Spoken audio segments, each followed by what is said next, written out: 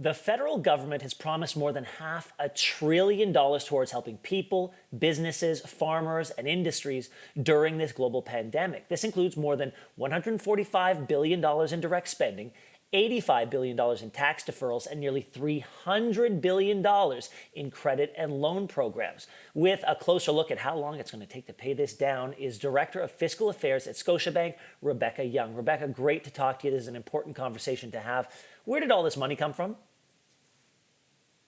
Well, basically, the government is borrowing this money from markets. And so what we have on the one hand is the federal government going out there to markets and asking for money for this to pay. And on the other hand, we have the central bank, the Bank of Canada, basically, very crudely printing the money to provide to pay for all of this. And so it is unprecedented what we're doing, both in the scale and the speed with which the government is raising money.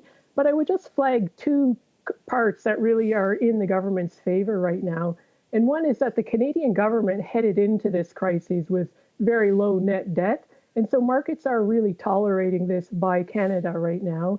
And two, interest rates are incredibly low. So if we look at what was going on in the 90s, we were basically paying 10 cents on the dollar for our debt payments, for the interest alone, I should say. And we're paying now less than a cent on the dollar for those interest payments. So we do have a couple factors that are playing well for Canada, but this is unprecedented in the amount of money right now that the Canadian government is spending. We seem to have been having a long national conversation for the better part of 50 years on the deficit. So of all these line items, which one is going to have the biggest impact on the government's deficit? Well, we hear 150 billion is the amount of direct spending that the government is touting. Over 2/3 of that is comprised of two elements alone, and that is really targeting the acute problem right now, which is employment. And so the wage subsidy and the income replacement will take up more than 100 billion of this. So that is really the acute problem we're facing right now in the crisis, and that is what will help. It won't completely fix the household income issues. There will be, and there are Canadians right now that are hurting, as well as businesses, but it's really trying to get that more than 100 billion is just trying to get us to the other side of the pandemic. And so I think that's really what the government is trying to do with the bulk of this money.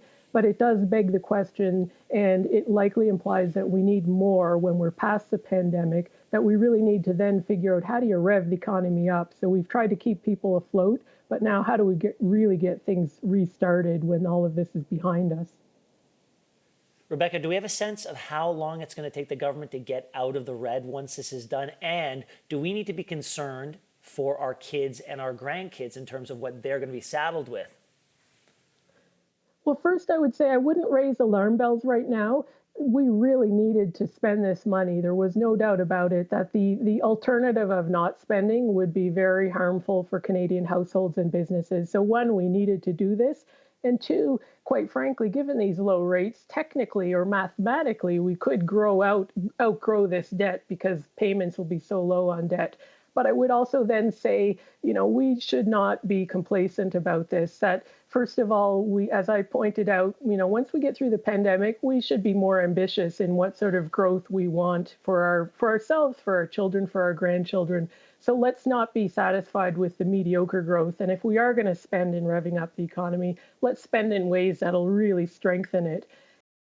Thanks for watching. If you like this, be sure to subscribe here. And you can check out more Your Morning videos right here.